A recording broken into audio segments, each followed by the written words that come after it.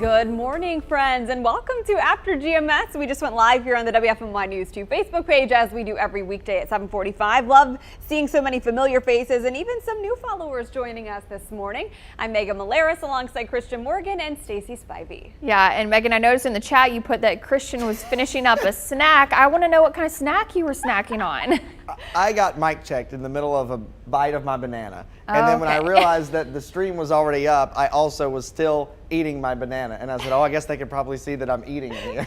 And I said they definitely did, because we were already up and this is on a bit of a delay. So I could see you walk into the trash can with your banana peel. But hey, it looked pretty good. It was good. Kind of gives me the rest of the energy that I need to get through the rest Exactly. of The energy you need to tell us the forecast. That's right. Well, it's muggy and it's hot, I can tell you that much. Not a really pleasant morning to be outside. Temperatures right now in the low 70s for pretty much all of us. 70 in Greensboro, 71 Asheboro, Lexington, High Point, Winston-Salem. You get the picture, and the dew points are pretty much right there with it. All of that humidity is in play, and that really is kind of creating that bit of a haze that you see in the sky and some of that fog. And I'll just go ahead and tell you, it's not a good hair day. Don't waste your time. Forget about it. Trust me, take it from my own experience this morning. Live look at the radar. Things are pretty quiet there right now. Zooming out on a wider view, busier weather day back out over the deep south with an upper level low pressure system that's moving off to our northwest. That really won't affect us much, but what's really driving our weather right now is this high pressure off the coast, bringing in not only warm, but also muggy air off of the ocean. And you couple that with our daytime heating, and we'll have a chance for these afternoon pop-up showers and storms each afternoon. And then it's kind of just a rinse and repeat over the next several days. So for today, mostly cloudy skies this morning, mix of sun and clouds this afternoon, and we'll warm it up into the mid 80s, and then we'll watch for an isolated shower or thunderstorm. Now, the difference today and yesterday is that this coverage in storms is not going to be as widespread. So I would expect less folks to see something in the way of rainfall or storms today. But we run that 40% chance of pop-up showers and storms each afternoon through the end of the week. Tomorrow and Thursday, warm, upper 80s to near 90, crossing our fingers that a cold front comes our way and knocks back some of that humidity by the weekend. Oh yeah, not the best weather this week. Well, we've seen how the pandemic has changed the working world, and as more offices continue to reopen, workers want more options. A recent survey found over half of working professionals would pass on a $30,000 raise to keep working from home. So we want to know, would you consider it? Comment down below as I tell you more about this survey. So networking site Blind found 64% of workers would rather keep working from home than take a $30,000 pay raise. The majority of companies surveyed, like Amazon, Apple, Facebook, and Walmart, showed employees would choose the work from home option. Meanwhile, only a couple of companies like Cisco and San Diego-based Qualcomm would take the raise. So let us know what you would do. When I looked at this chart that kind of broke down which company voted for what, or polled what in that survey, I was really interested to see that the majority of all of those companies, we're talking about 50% or more, said that they would rather work from home than take that pay raise. And when I looked to see that if there was any that said 50% or more would rather take the pay raise, I only found those two companies that I mentioned, and I just thought that was so interesting. I know that there's just been a shift in working from home. People realized, okay, I can get more things done this way if that's their personality and that's how that they like to do things. They also don't have to worry so much about childcare because they are at home. I know that kind of creates some troubles, but I really did enjoy working from home when I had the opportunity. However, I did miss, being in the office. It seemed to make things a lot easier in my life when I came back. Yeah. But I understand where people are coming from. But if somebody handed me that $30,000, Yeah. I don't think I can say no. Hard to turn that down, although I do suspect some of the people surveyed are working mothers, and they factored in the cost of saving on childcare to be able to work from home. Of course, in some circumstances, in most jobs, you cannot actually work from home and be a mom at the same time. It's just, it's hard to do. During the pandemic was a different story, of course, as children were remote learning. But I think maybe that could have been a factor in why they decided, okay, it would not be worth the $30,000 raise. It could have been by industry. I noticed one of those companies, Stacy mentioned, that preferred the raise was a tech type company. So maybe that's a factor as well. You know, I can't say what I would do. I mean, in this current situation, I would take the raise. I loved working from home the time I was able to do it. When the pandemic happened, the timing happened to be right after I got done with maternity leave. And so I finished maternity leave, started going back to work from my sunroom. That's where the setup was. And so it was really a blessing to be so close in proximity to my son and also still work full time, to be able to just pop in and check in on him. Of course, we had childcare still set up for that situation, but it was really nice. And so I can see why this is so desirable to some people.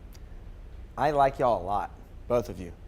But that money really is talking to me. Yeah, it's a good chunk. But I'll be honest though, when we first started working from home, I think it was just the novelty of the fact that we were changing it up and that we were working from home. And it was cool to me for a couple weeks. And then really once we started to get into the summer and really things looked like they were going to continue progressing with the pandemic and we weren't going to come out of it anytime soon, I really didn't enjoy working from home that much. I've just always been one of those people who has to kind of separate myself. Like, you know, I get up and I leave and I go to work. And that kind of, the drive to work and getting to work just kind of sets me in the right mindset to be productive. And I'll tell you, here at work, sorry bosses, but I'm 10 times more productive here than I was at home. You know, I do so much more the amount of work here than I did when I was at home. And I just find it easier to be in that mindset and always be on, you know, on the go and trying to make something happen while I'm here. I actually think I got more done at home. I really, even with a child in the house, yes, I think just not having to commute, you know, just a little more laid back environment, not having to run back and forth from the desk to the studio. I mean, it all adds up. Yeah. So workflow wise, I think I was as if not more productive at home. Stacey, what about you? I would say I'm with Christian on this one. Okay, well.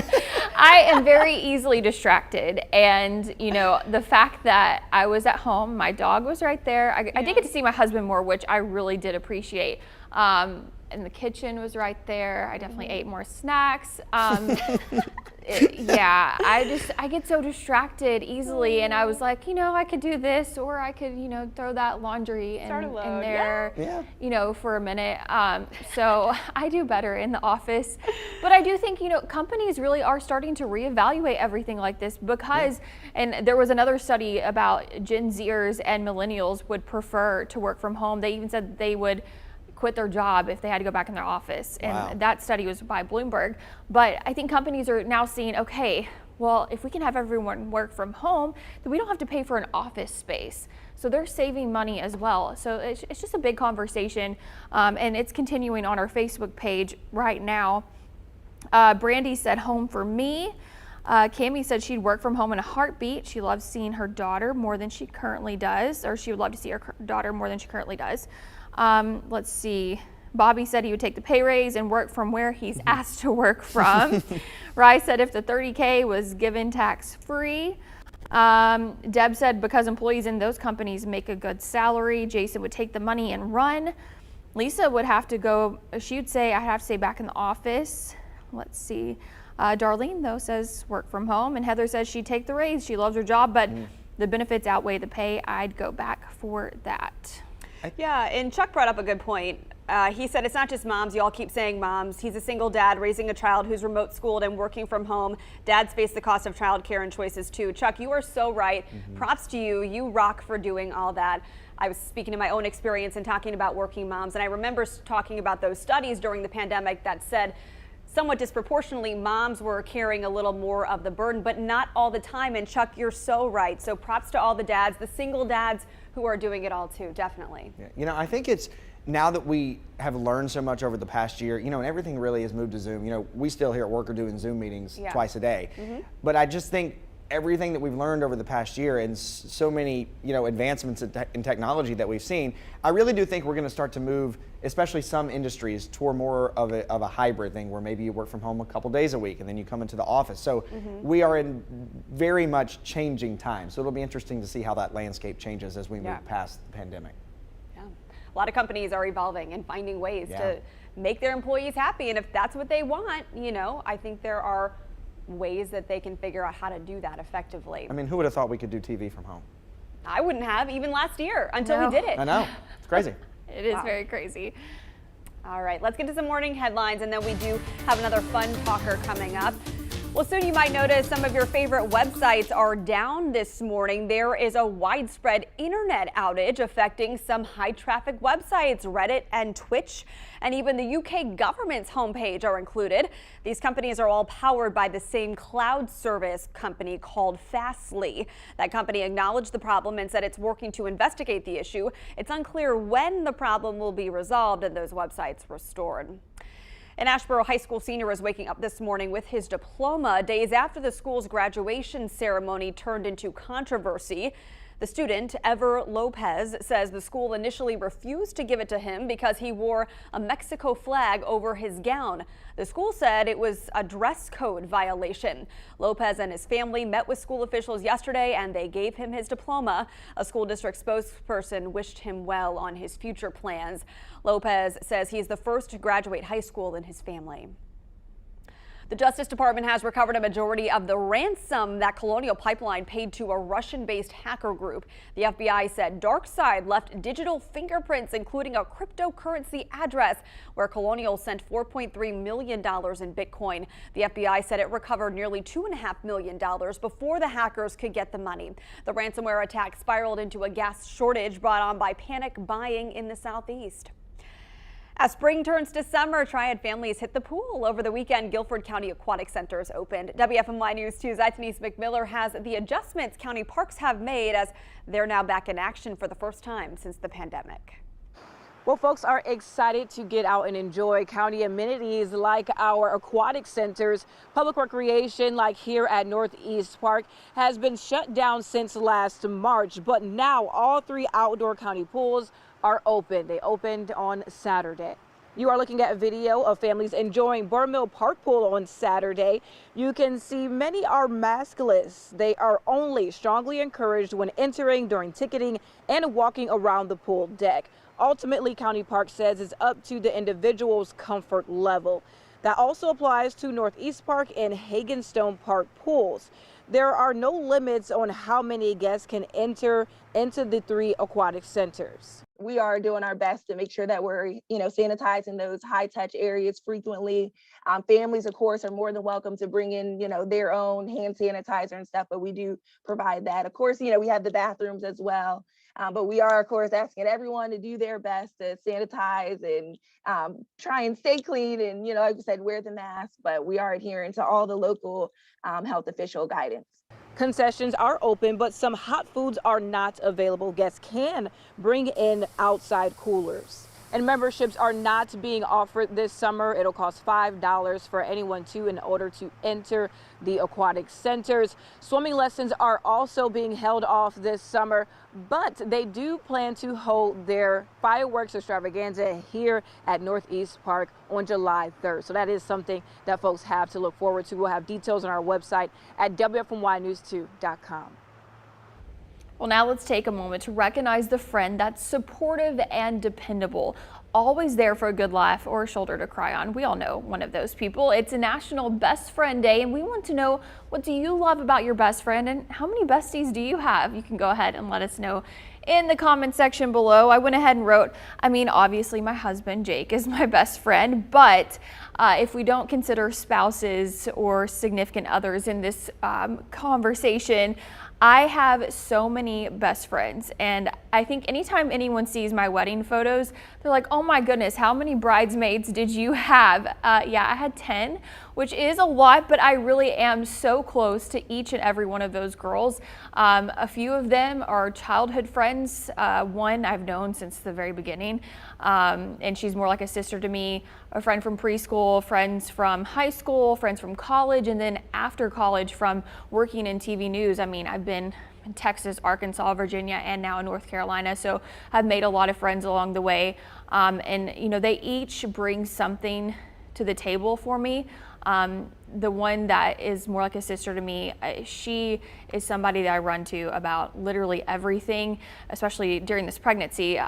She already has a little one, so I've gone to her about everything. There's friends that I go to for advice on major life decisions. There are friends that I go to that I know that are gonna give me a good laugh. And then, you know, it's just nice to have those group messages too. With technology these days, we can just continuously send text messages to each other. It's my college friend group, and just talk about memories and make each other laugh. And I mean, I could just go on and on, but I really do have an amazing group of friends. Yeah. I love seeing your vital photos, by the way. That is exactly what everybody asks you. How many friends do you have? Yeah. So I can see why people would want to be your friend, Stacey. Oh, we love being your friend. You're so sweet and awesome and caring.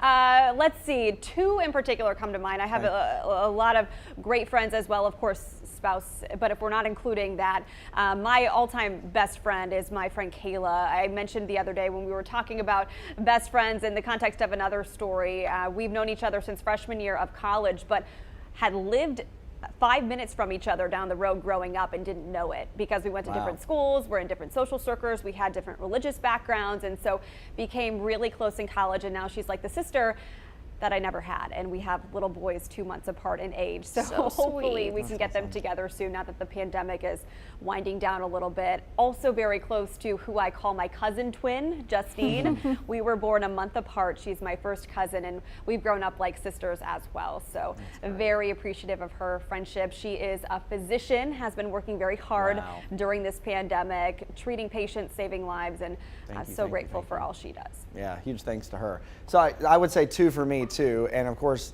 my number one would be my brother, because he's 4 years older than me, but even though we've always grown up together, we never fought. We've always got along, and then we actually kind of worked together to keep our band on the road and keep the band performing, and so we kind of head that up. So he would be number one, but if we're taking family and that out of it, it would have to be my best buddy Joel. We actually met in college, and when we met, he didn't like me. What? Could not So we've like come a really long way. But when I met him, he didn't like me. He thought I was weird, and I am. I embrace that. But he thought, I guess I sort of invited myself to hang out with this group of people from the college radio station. And then after I did that, he's like, okay, maybe this guy isn't so bad. So we've done multiple trips to Vegas together. We went on a camping trip where we almost died in a tubing accident. That's a different story. Oh my gosh. But we have several memories like that. And he was actually supposed to get married over the pandemic, well, in 2020, so over the pandemic year. So now that has been pushed to this year, but I'm supposed to be in his wedding. And he's just one of those, like, it doesn't matter how far the drive is or where we are. If we call each other, hey, you want to meet up for dinner? Sure, no, we'll find somewhere to meet. Always there. I probably talk to him or text him at least every day. So love sweet. that. Yeah. I love that you're so close with your brother too. Yeah. I have two brothers and I'm close with them, but they are super close with each other. Something about a brotherly bond that's really cool. People always ask if we fought, and no, not really. I mean, we're very different. You know, we're very different people and kind of have a different outlook or enjoy different things, but we both enjoy music, and we hold our family close to our heart, and so we always bonded over that, and especially the band things probably made us closer than ever. Love it. Yeah, I'm actually really close with my brother as well. We have a huge age gap. We're 5.5 years apart, 6 in school, and so growing up we were just so different in age, and we are very different people, but thankfully now we have a very close relationship, and he married the most wonderful woman. They're actually on their honeymoon right now in St. Lucia. It was pushed back. They got married last summer, and obviously because of the pandemic everything just kept getting pushed back, but his wonderful wife, I would consider a best friend too. She was one of those bridesmaids, and people are also in about their best friends, and I'm gonna scroll up so I can see some of them. Bobby says, I have a lot of great friends, but there is one I can always count on no matter what. Joanne said her best friend was her husband. Cammie has best friends from each stage of life, school, college, adulthood. Current best friend is her husband. Walter said, not counting my wife.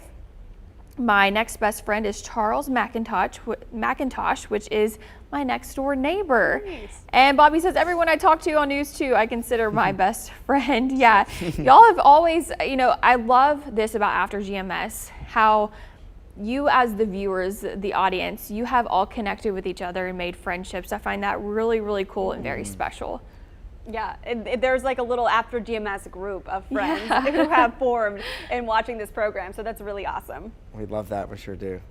We also love a forecast that doesn't look quite so hot and muggy, but that is what you're giving us this week. Is that my cue to leave? Because I don't really have that. Just stay and own it.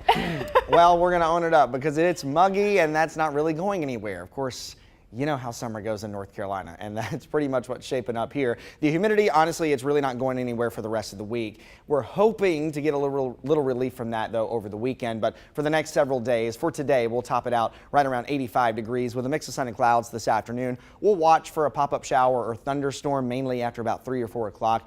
Now, the difference in today and yesterday is that I don't expect the coverage to be as widespread. A lot of folks got rain yesterday. Don't expect that to really be the case today, but we will have a better chance of that as we go into Wednesday and Thursday, warming things up into the upper 80s, close to 90 for the next 2 days after today, too. And we'll hold that chance for afternoon showers and storms through Friday. And then still uncertain, not a guarantee on exactly what happens over the weekend, but a cold front looks to at least get close to us, and that could bring some slightly cooler air, some drier air, and maybe a little relief from that humidity and some of the storm chances too.